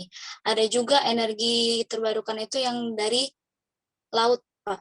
Di Indonesia sendiri, Pertamina ada buat nggak, entahkah itu energi dari panas laut atau gelombang laut? Karena kan sebenarnya kalau kita lihat negara kita ini kan lebih luas wilayah lautnya. Langkah lebih baiknya kan menurut pandangan saya, itu tuh dioptimalkan juga di energi yang kita ambil dari laut. Jadi sumber dayanya bisa optimal gitu dilaksanakan dari laut, dari bumi juga gitu, Pak. Terima kasih. Baik, makasih Deborah. Sangat menarik ya. Saya pernah lihat begini kadang. Pernah dengar buah jarak enggak? Buah jarak itu juga bisa menghasilkan BBM, tapi rendemen atau kayak sawit itulah. Rendemen sawit dari sekilo berapa sih yang bisa jadi minyak contohnya gitu. Ya, rendemen namanya. Kalau energi laut ini, gelombang dan lain-lain, secara laboratorium, secara scale, pilot project, it works. Dia bekerja. Tapi ketika dibuat industrial scale, effortnya saat ini bisa nggak dilakukan itu? Bisa. Tapi lagi-lagi, pemodalan ini kan dia bukan barang murah, Deborah. Pasti investmentnya very, very costly, ya kan? Sangat tinggi. Karena masih ada alternatif lain. Sometimes yang melakukan perubahan itu apa sih? Kita bisa berubah jadi Zoom meeting dan lain-lain ini karena COVID. Ya enggak? Someday, ketika tidak ada lagi fossil fuel, tidak ada lagi energi baru seperti panas bumi dan lain-lain, no choice. We have to invest. Misalnya energi laut dan lain-lain. Apakah itu sudah dilakukan? Currently, not yet. Belum, Deborah. Tapi apapun, poin-poin tadi yang saya paparkan, atau yang Deborah sampaikan, someday apakah itu possible? Yes, ketika kita didorong dan tidak ada pilihan lain. Karena apapun, bagaimana kita menggerakkan sendi-sendi kehidupan kita butuh energi, kita butuh listrik, ya, kita butuh panas bumi, untuk segala macam loh. Kalau kita lihat listrik ini, penerangan, masak dan lain-lain sudah kita butuhkan, vital untuk berkuliah, untuk berkuliah online seperti ini dan lain-lain. Tapi dengan panas bumi, dengan batu bara, dengan fossil fuel, sampai saat ini kesetimbangan masih terjaga, sehingga yang energi laut tadi masih dalam lab scale atau pilot plan. Itu pandangan saya mungkin, Deborah. Tapi untuk future, itu sangat mungkin. Ya, itu mungkin pandangan saya, Deborah. Terima kasih. Baik, Pak. Terima kasih. Ya, tadi ada satu lagi yang di bawah. Siapa yang mau nanya tadi? Iya, tadi ada satu lagi. Siapa? Dita, Saya, ya? Bu. Ya. Oh ya, silakan. Izin bertanya, Pak. Saya Ya. nggak tahu ini berhubungan apa enggak sama topik kali ini, cuma saya penasaran tentang isu yang lagi besar sekali sekarang, Pak, tentang Willow Project yang katanya itu proyek pengeboran minyak di Alaska. Dan kita ketahui juga banyak sekali orang-orang yang menolak proyek ini, kan, Pak. Saya mau bertanya bagaimana tanggapan Bapak perihal itu, dan saya juga ingin bertanya tentang kira-kira ada nggak dampak dari proyek itu untuk Indonesia sendiri selain dari dampak lingkungan? Demikian, Pak. Apa tadi nama proyeknya? Willow Project, Pak. Willow. Iya, Pak. Oke, tapi begini ya, harus fair kita. Bicara dari keteknisan dulu, bukan karena saya lepaskan dulu Pertamina-nya sesaat. Dalam mendesain suatu pabrik, pasti kan ada visibility study. Kalau kita hanya dominan keekonomian, ke keuntungan, mengabaikan environmental impact, pasti kurang bagus. Tapi misalnya Alaska, kenapa banyak objection dan lain-lain? Kita quote-unquote, saya selalu melihat gini, siapa sih pemainnya, misalnya Greenpeace dan lain-lain menolak. Kita harus lihat lagi secara bisnis luas. Greenpeace itu siapa? Benar, kalau dia pengeboran di laut dan lain-lain, pasti akan berdampak secara lingkungan. Tapi apakah mitigasinya ada? Ketika dalam sesuatu hal melakukan kajian ke engineeringan, fit, pasti semua aspek harus ditinjau. Apakah misalnya Pertamina sekarang mengebor tidak ditolak? Pasti ada ditolak, Dita. Tapi bagaimana mengencourage, meyakinkan masyarakat? Harus ada keberimbangan. Kalau akhirnya dorongan sosial lebih tinggi, ya proyeknya tidak jadi. Tapi ketika fungsi waktu nanti akan dijelaskan bertahap, akhirnya mereka paham, ya proyeknya akan jadi, mungkin hanya delay. Sama halnya pembangunan jalan tol dari Merak, Banten sampai ke Pasuruan. Apa yang terjadi? Kalau Dita mungkin aktif di sosial media, ada satu rumah di area Batang Semarang itu, akhirnya apa? Dilewatin rumahnya di bawah tol, karena dia tidak mau jual. Dengan kata lain, dia menolak. Apakah keuntungan ke dia? Ya mungkin pada saat itu dia punya pandangan yang lain, tidak ada yang salah. Yang menolak proyek sekarang di Alaska juga, standing position dia mungkin saat ini, ya clear enough, dia tidak mau menerima. Tapi secara bisnis dan lain-lain nanti, itu menurut saya hanya fungsi waktu. Gitu. Penolakannya seperti apa? Apakah murni memang karena dia cinta lingkungan dan lain-lain, atau ada energi lain yang untuk menggagalkan itu secara bisnis worldwide yang lebih besar. Selalu begitu saya melihat. Misalnya moratorium sawit, sawit tidak mau dibeli dulu, diblok sama Europe karena merusak hutan dan lain-lain. Ternyata setelah itu dia kekurangan bahan baku coklat dan lain-lain. Itu terjadi kesetimbangan baru. Demikian nanti energi nih, apapun lah desain-desain kehidupan kita, pasti ada pro cons-nya. Tinggal sejauh mana pro cons itu tetap bergulir, atau pada akhirnya yang pro yang menang, atau yang cons yang menang. Pandangan saya gitu aja, Dita. Jadi apapun aspek proyek, even Pertamina, even perusahaan lain, even kita ada di lingkungan kita yang lagi bangun lingkungan, ada LSM dan lain-lain, pasti melakukan penolakan hanya untuk meningkatkan bargaining position sometimes. Bukan murni hanya masalah aspek lingkungan. Tapi saya bukan bilang di Alaska, tidak murni. Apapun kita harus lihat, overall, kita sebagai praktisi keilmuan, kita harus melihat dari kiri, pro-nya apa, cons-nya apa. Supaya berimbang kita clear memberikan pendapat, kenapa dia seperti itu. Mungkin itu general feedback saya, Mbak Nita. Kalau dampaknya ke Pertamina atau global, kalau kita misalnya nggak ada sumur baru, ya ada keterbatasan ketika supply dan demand, kan hukum ekonomi gitu. Ketika supply-nya berkurang, demand-nya tinggi, harga akan naik. Ya, ketika supply-nya melimpah, ya harga akan turun. Dampaknya ke Indonesia, ya kita mungkin ketika nanti someday dia tidak berproduksi, misalnya dia memproduksi gas atau minyak bumi, ya sumber alternatif kita untuk mencari fossil fuel berkurang, mungkin suatu saat harga naik. Dampaknya itu mungkin secara direct ke Indonesia. Itu Bu Fauziah, Mbak Dita. Terima kasih, Pak. Terima kasih. Ya, makasih buat Dita tadi ya.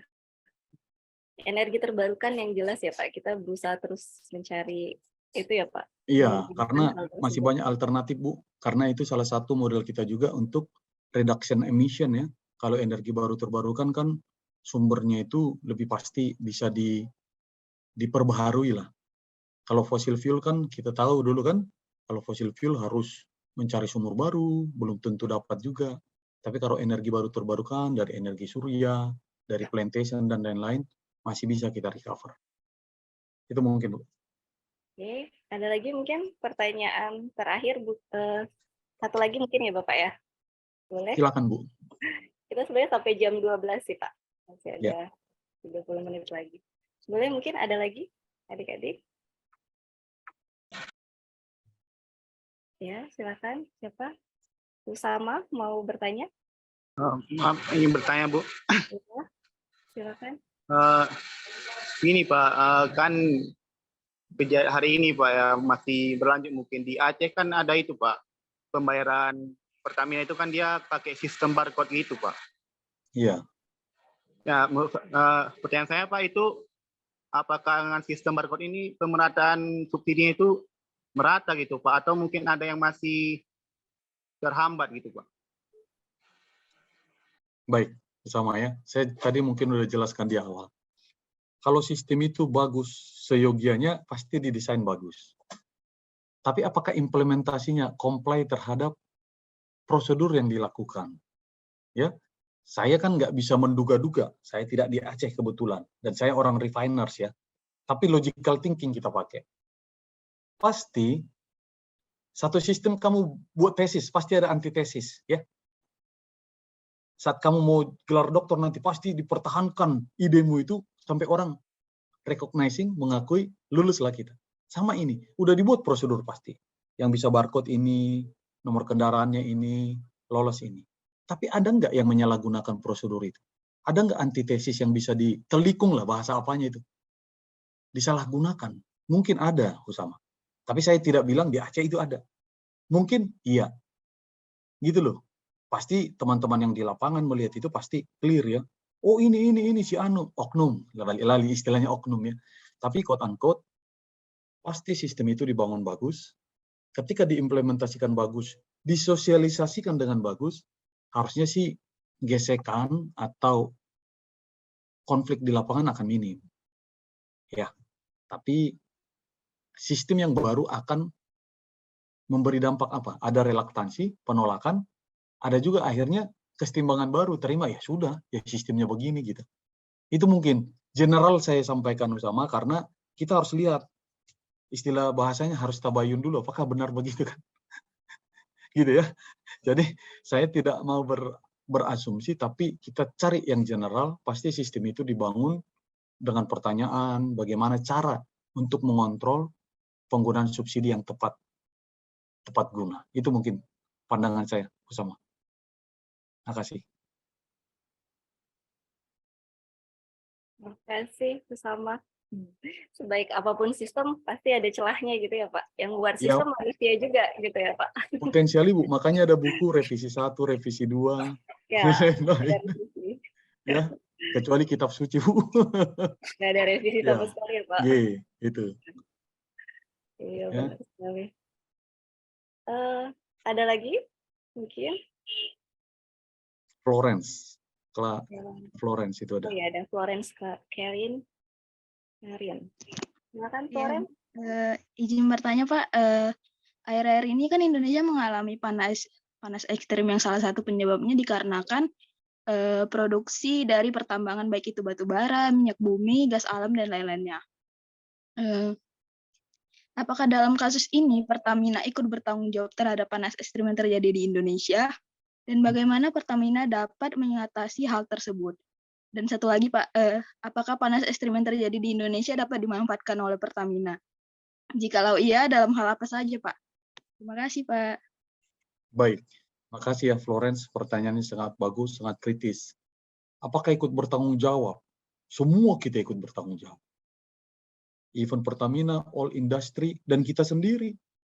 Kalau kita fair, ya kita jangan pakai kendaraan, biar panas bumi nggak naik. Ya kan contohnya ya, kita fair nih. Apakah dari batu bara, apakah dari Pertamina? Yang pasti sampai sekarang, Pertamina mengeluarkan emisi, gas buang. Tapi gas buang yang bagaimana? Gas buang yang harus comply terhadap aturan. Ya, bagaimana emisi batu bara digali terus? Apakah ada aturan? Yang pasti ada aturan, ada yang cheating. Kita harus lihat secara global. Semua kita bertanggung jawab. Karena ada, di balik kemudahan, ada juga dampak dari kemudahan yang kita terima. Contohnya pembangunan mall, AC-nya 10 jam contohnya dingin. Apa tidak menghasilkan emisi panas? Gitu, Florence. Tapi dampaknya apa? Misalnya panas begini kan cocok banget tadi yang saya bilang ke PLTS itu. Tabungan energinya banyak, panas buminya tinggi. Jadi di satu sistem ada yang kurang, pasti ada yang gembung di sana. Itu namanya kesetimbangan selalu. Rantainya itu tetap terjadi. Misalnya panas bumi, level air permukaan naik karena glacier, es, dan lain-lain mencair. Ada plus minus semua. Jadi kalau ditanya apakah Pertamina bertanggung jawab? Yes, of course. Bertanggung jawabnya seperti apa? Kita giat ber-CSR, pasti ada kontribusi penanaman 1000 pohon lah, segala macam. Banyak program-program, pembangunan batas pantai supaya tetap bagus, meyakinkan gas buang atau limbah cair kita sudah comply terhadap aturan, supaya paling tidak memperlambat atau mengeliminasi potensi pemanasan global atau dampak lingkungan yang semakin parah. Yang seperti saya sampaikan tadi di ESG itu. Kalau kita tidak berbuat apa-apa, tahun 2050 naik suhunya 6 derajat tadi ya, kalau nggak salah. Gitu, Florence ya. Jadi dampaknya Pertamina, kalau panas terus saya juga nggak mau, kita tidak ada yang mau lah. Sekarang itu ampun, di daerah saya ini kadang 37, 36. Di Medan saya baca kemarin, ya 36, ada juga yang mungkin sebagian 38 dan lain-lain. Kita bersiap-siap, ayo pegiat kita sebagai akademisi, melalui keahlian dan kecakapan kita jangan diam, harus berbuat. Misalnya, ya menanam pohon, kalau saya sih membeli tanah, saya tanam dulu pohonnya kan, entah kapan saya pakai nanti itu, ya biar aja dulu di situ, lumayan 10 pohon atau 5 pohon. Itu Mbak Florence ya, itu pandangan saya. Mudah-mudahan bisa kita terima, karena kita harus berimbang dulu nih, memberikan. Kalau ditanya apakah Pertamina bertanggung jawab, pasti ada kontribusinya, dan untuk perbaikan lingkungannya melalui tadi ESG itu sendiri. Ya, demikian mungkin pandangan saya, Bu Fauzia. Baik Pak, terima kasih ya Pak. Ya, Florence. Ya, itu pentingnya ESG tadi ya Pak ya. Iya, Bu. Environmental itu ya, sosial Iya. dan governance. Iya. Ada lagi mungkin? Buat adik-adik, siswa ada lagi? Mungkin tadi maksudnya sumbangsi terbesarnya kali Pak, atau Pertamina nih yang kontribusinya paling besar gitu. Tapi kalau secara Kontribusi- data mungkin enggak ya Pak ya? Enggak sih, enggak harusnya Bu. Tapi sumbangsinya mempertahankan sustainabilitas bahan bakar ini salah satu sumbangsi untuk menggerakkan ekonomi yang secara sustainable. Ketika kami misalnya jujur, sekarang kan Pertamina itu lagi disorot lah masalah safety dan lain-lain. Tapi apakah semata-mata berimbang? Tapi kan kita lihat, kita tidak mau juga relaktan, kita berbenah sebaik-baiknya. Ya, kita kan yang harus meyakinkan bahwa dari Sabang sampai Merauke suplai energi itu harus benar-benar terjaga. Supaya kelangsungan hidup kita itu bisnis, mata rantai itu tetap berjalan, sustainable. Kontribusi yang utamanya sih salah satunya itu. Tapi kita tidak mau juga tutup mata, environmental, yes, environmental. Saya kan engineer, Bu, ya. Jangan saya sampai buang gas, misalnya sulfur, tanpa dibakar dulu. Kalau sulfur itu kebuang, dampaknya apa? Hujan asam, rumah-rumah penduduk bisa rusak, ya. Kita juga segala macam, cat mobil dan segala macam rusak, banyak dampaknya. That's why saya sebagai engineer harus honest, Bu, kerja seoptimal mungkin, jangan pernah sekali-sekali membuang emisi yang tidak atau di luar regulasi. Itu mungkin kalau fanatiknya saya sebagai engineer, Bu. Dan saya menekankan tim saya seperti itu. Supaya mengawal kondisi operasi benar-benar in between operating condition yang good, sehingga gas buang dan lain-lain juga terkendali. Demikian, Bu Fauzia. Mungkin pertanyaan terakhir kali Pak, susah tidak bekerja di Pertamina atau bagaimana bisa masuk ke Pertamina gitu? Iya, Gitu kali ya. makasih Bu Fauzia. Ini menarik. Saya tapi melihat ya, Hanes ya teman-teman mahasiswa, dengan kemudahan yang kalian dapat, pasti secara kognitif teman-teman lebih hebat. Bagaimana saya 20 tahun yang lalu. Kan saya 2001 kan? 20 tahun lah saya sebut. Tapi sekarang dengan kemudahan itu ternyata teman-teman mahasiswa harus fair ya, nanti diterima atau tidak. Daya juangnya jadi kurang karena mudah mendapatkan segala sesuatu. Mungkin dosen, bapak dosen sekarang baik-baik loh ngasih nilai. Sehingga IPK-nya rata-rata di atas 3 loh. Harapan saya sih kemudahan ini dimanfaatkan untuk membangun kognisi lain atau ilmu-ilmu lain. Karena kadang ada kuliah ini, ada yang demen kuliah ini saya sebut. Bisa double degree dalam waktu yang bersamaan. Artinya apa? Dengan kemudahan, apalagi ada ChatGPT sekarang loh. Dengan adanya ChatGPT, judulmu apa? Materinya, keluar semua di situ. Artinya apa? Nanti lulusnya 3 tahun pun dia lulus mungkin ya. 3 tahun 2 bulan ya. Anda bisa ngambil mata kuliah. Dulu sih saya maksimum di USU itu 24 SKS, masih sama nggak Bu? 24 SKS, total 144. Kalau lulus cepat nggak ada gagalnya, ya 3,5 tahun udah selesai kuliah. Masih sama. Ya, pertanyaannya nanti, bagaimana ke Pertamina? Sekarang saya tawarkan pun gini Bu Fauzia, belum tentu ada yang tertarik loh. Saya juga, karena cenderung orang melihat praktis, which one easier. Sekarang hati-hati loh teman-teman, kadang kan lihat ya, financial planner tells about, saya pengen umur 40 tahun udah financial free. Senang kita mendengarnya, tapi Hanes, bagi saya ya teman-teman, lihat contohnya konglomerat, ada yang berhenti bekerja. Ini ironi loh, jangan-jangan untuk mengganggu kita generasi muda supaya tidak giat, tidak sungguh-sungguh. Ada nggak orang kaya pengen ada orang kaya baru? Ini hanya sekedar menggugah Bu Fauzia. Tidak.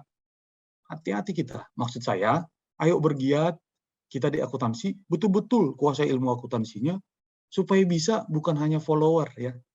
Kita menjadi merubah sistem apa, it's not easy, but we have a big dream lah. Kita harus punya mimpi yang besar. Bukan hanya auditor, yes. Kita jadi anggota auditor, pasti diambil karena banyak auditor-auditor. Gaji kita terima ya. Tapi mau berapa tahun kita seperti itu? Praktisi, yes, itu bagus. Cepat kita, artinya mahasiswa lulus tidak jadi tanggungan orang tua. Target saya dulu itu, Bu Fauzia. Saya kerja di Indorayon itu dulu gaji saya 800.000 sarjana. Saya nggak milih-milih. Penting sudah cukup biaya hidup saya sebulan. Tapi apapun itu, saya ambil itu, saya sambil dengan meningkatnya kapabilitas kita coba lamar-lamar yang lain. Saya di Pertamina pun saya udah ngelamar ke Aramco, saya udah nego gaji dan lain-lain. Tapi akhirnya apa? Saya tidak berangkat.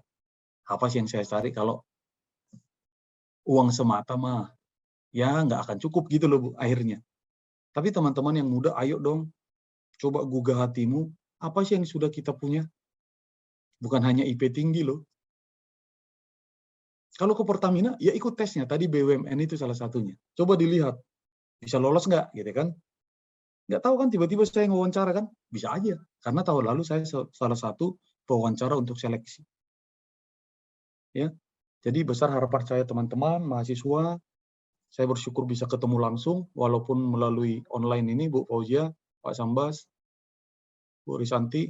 Saya ingin mencoba mengencourage, ayo dong, energizing you. Bukan only Pertamina spread BBM dari Sabang sampai Merauke, tapi saya alumni USU saya sebut ya kan, saya memang dari USU. Ayo USU harus mulai masuk, penetrate ke BUMN. Pasti banyak sih. Kalau teman-teman saya elektrik, mesin banyak di PLN.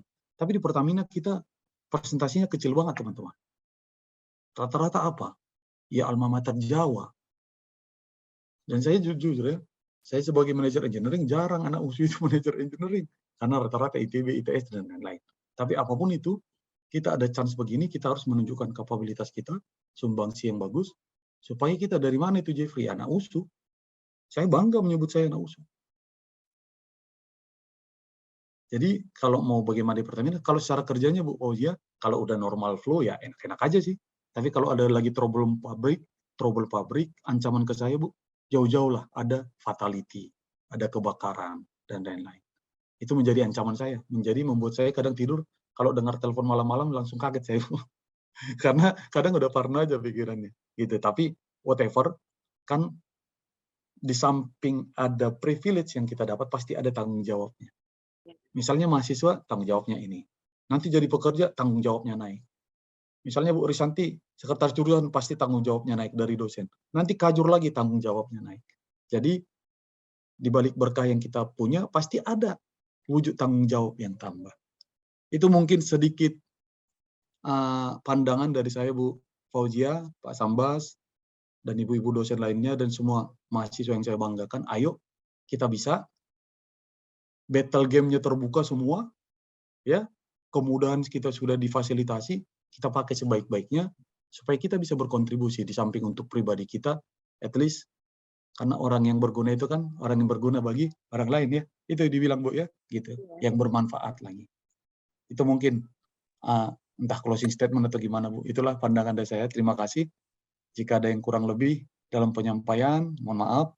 Semoga nanti di kesempatan berikut jika ada materi-materi yang mau kita bahas, mungkin ya bisa kita lanjut Bu Fauzia. Terima kasih. Itu sebagai pandangan saya. Selamat pagi. Terima kasih banyak Bapak atas pemaparannya ya, luar biasa kalau saya rasa.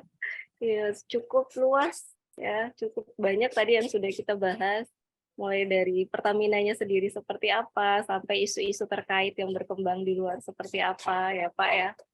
Mungkin kalau tidak ada lagi pertanyaan tadi sebagai closing statement ya Pak berarti ya. Mungkin sedikit dari saya menyimpulkan lah ya Pak.